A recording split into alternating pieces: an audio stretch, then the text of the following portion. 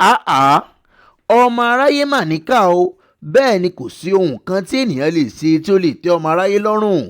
Àwọn online law ni wọ́n mà tún ti ń dírágì Fathia Balogun látàrí ohun kan tí ó ṣe fún ọkọ rẹ̀ yẹn Saheed Balogun.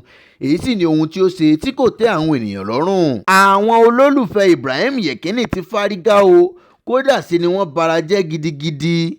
Òṣèrékùnrin ilẹ̀ wa tí fíìmù rẹ̀ ń ṣe dáadáa lọ́wọ́ lórí ìkànnì ti YouTube tí ó pe àkọlé rẹ̀ ní Kọ́lé-oṣó ni wọ́n ti ń fún jẹ ní gbàsgbòs ní orí ayélujára o.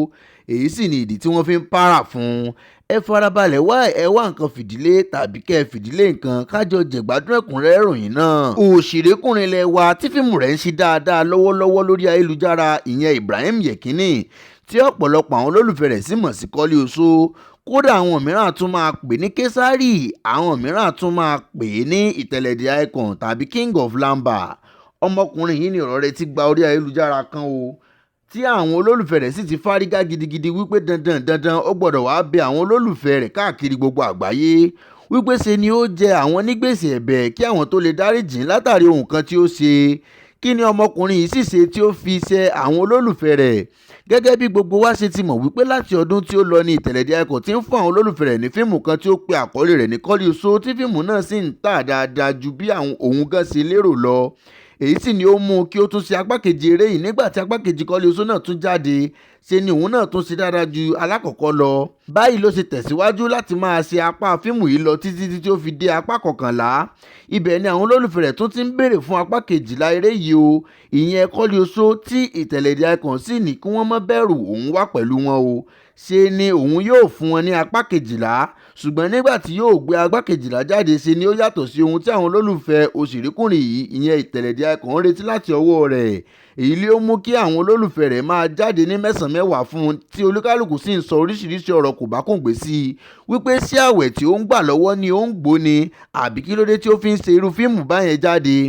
Àwọn kábàámọ̀ gidigidi wípé àwọn wo fíìmù ọ̀hún tí ó pe àkọlé rẹ̀ ní Oṣódìran.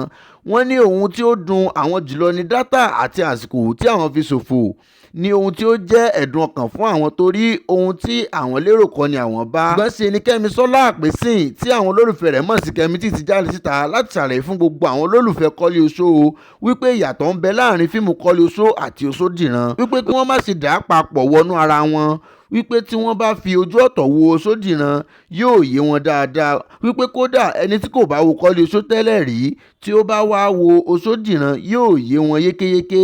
Báyìí sì ni Kẹ́mítì ṣe gbé ìjà ọ̀gá rẹ̀ iteledicon. Ṣùgbọ́n pẹ̀lú gbogbo ìgbìyànjú Kẹ́mítì láti fi lè gbé ìjà ọ̀gá rẹ̀, ṣe ni gbogbo àlàyé tí ó ṣe fún àwọn olólùfẹ́ rẹ̀ kò wọnú etí wọn o. Ṣe ni wọ́n kọ̀ jálẹ̀ tí wọ́n sì fárígá. Wọ́n ní àfi láì dandan ni kí iteledicon gangan fúnra lára rẹ̀ kó wá bẹ àwọn olólùfẹ́ rẹ̀ o, wípé ìgbà tí ó bá tó fi ẹnu ara rẹ̀ bẹ àwọn ni àwọn yóò tó gbọ́ tí àwọn yóò sì fọwọ́ wọnú. Báyìí sì ni àwọn olólùfẹ́ òṣèrékùnrin ilẹ̀ wa iteledicon ṣe ń pààrà fún o, tí wọ́n sì ń bínú pẹ̀lú fíìmù Oṣódìran tí ó gbé jáde tí ó yàtọ̀ sí ohun tí wọ́n retí níbi Kọ́lé-oṣó. Òṣèrébìnrin ilẹ̀ wa tí ó pupa redéredé tí ó sì tún ní ẹwà dáadáa ní Fathia Balogun ni a rí tí wọ́n tún sọ oríṣiríṣi ọ̀rọ̀, bẹ́ẹ̀ ni wọ́n ń ju òkò ọ̀rọ̀ gbáǹkọ́gbì lù látàrí ohun kan tí ó ṣe fún ọkọ rẹ̀ Saheed Balogun. Ṣebí tí a kò bá sì gbàgbọ́ wípé ní àìpẹ́ yìí ni òṣèrébìnrin ilẹ̀ wa Fathia Balogun pàdánù ìyá rẹ̀ ní ọjọ́ ìbí rẹ̀, ṣùgbọ́n tí àwọn mọ̀lẹ́bí rẹ̀ bo àṣírí ikú rẹ̀ títí tí ó fi parí àjọyọ̀ àyájọ́ ọjọ́ ìbí rẹ̀. Èdè tí wọ́n sì fi bo àṣírí ikú ìyá rẹ̀ ni ikú ìyá rẹ̀ di ìgbà tí ó parí àjọyọ̀ ọjọ́ ìbí rẹ̀ ni láti fi lè má bà á nínú jẹ́ àti wípé kí gbogbo ìpalẹ̀mọ́ àti gbogbo ètò tí wọ́n ti tò kó má bàa já sí asán o. Bákan náà nítorí àwọn àlejò tí ó ti fi ìwé pè kó má jẹ́ wípé wọn yóò dé wọn kò ní rí ẹni tí ó fi ìwé pè wọ́n. Ṣùgbọ́n lẹ́yìn ọjọ́ ìbí rẹ̀ ni àwọn mọ̀lẹ́bí ṣe ìpolongo fún un wípé ọlọ́kọ̀ tí ó wá sáyé ti jẹ́ Ọlọ́run nípè o. Ṣe ni ìyá tí ó bí i lọ́mọ ti kú, ṣe ni inú òṣèré yìí sì bàjẹ́ gidigidi, bẹ́ẹ̀ ni ó sì tún bara jẹ́ pẹ̀lú. Gẹ́gẹ́ bí ohun tí àwọn tí ó lọ síbẹ̀ sọ, wọ́n ní ṣe ni òṣèrébìnrin ilẹ̀ wa yìí ń gbé ara sánlẹ̀ gidi sànsàn tí ó sì ń bomi lójú ṣòròṣòrò. Ṣe ni ó sun ẹkún débi wípé gbogbo ojú rẹ̀ pátá báyìí ni ó pọ́n ròrò, tí àánú rẹ̀ sì ń ṣe àwọn akẹgbẹ́ òṣèré rẹ̀ àti àwọn olólùfẹ́ rẹ̀. Bẹ́ẹ̀ ni wọ́n sì ń fi ọ̀rọ̀ tútù òun pẹ̀lẹ́kùtù ránṣẹ́ sí i kí ó lè bá a dárayá. bẹ́ẹ̀ sì ni àwọn mìíràn sì ń ṣe ọ̀pọ̀lọpọ̀ àdúrà fún wípé Ọlọ́run yóò bá wọn tù ú nínú. ṣùgbọ́n ohun èyí tí ó ṣe tí àwọn online lọ fi ń bu ẹnu àtẹ́lù ni bí ọmọbìnrin náà ṣe ṣe fún ọkọ rẹ̀ tí kò dùn mọ́ ọn nínú.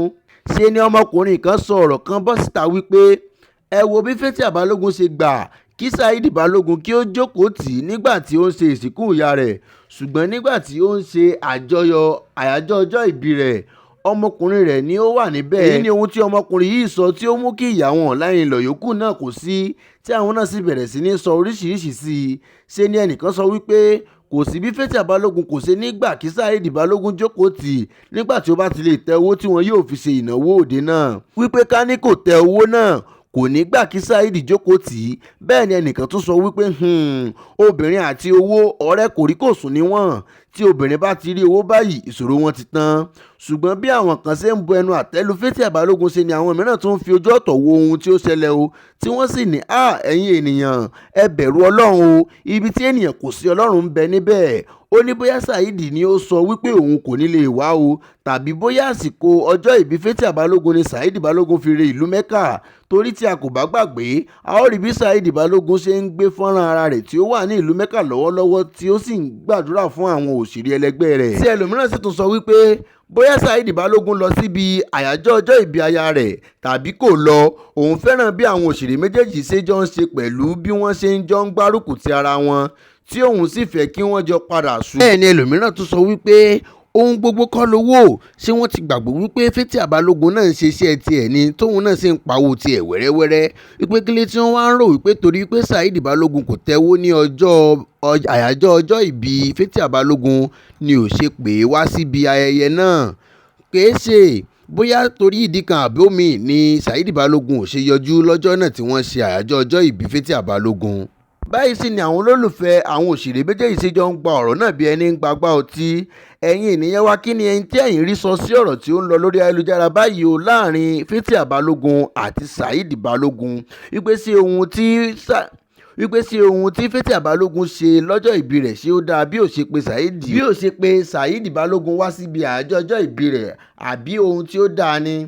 ẹ̀yin tí ẹ̀yin bá rí sí ẹ jẹ́ ká fi sí abala àríwísí. fún ẹ̀yin tí ẹ bá ń wò wá fún ìgbà àkọ́kọ́ ẹ jọ̀ọ́ ẹ bá wa tẹ̀lé ìkànnì yìí, ẹ like ẹ comment kẹ́ sì subscribe. ẹ ṣé fún gbígbọ́ tí ẹ̀ ń gbọ́ wa.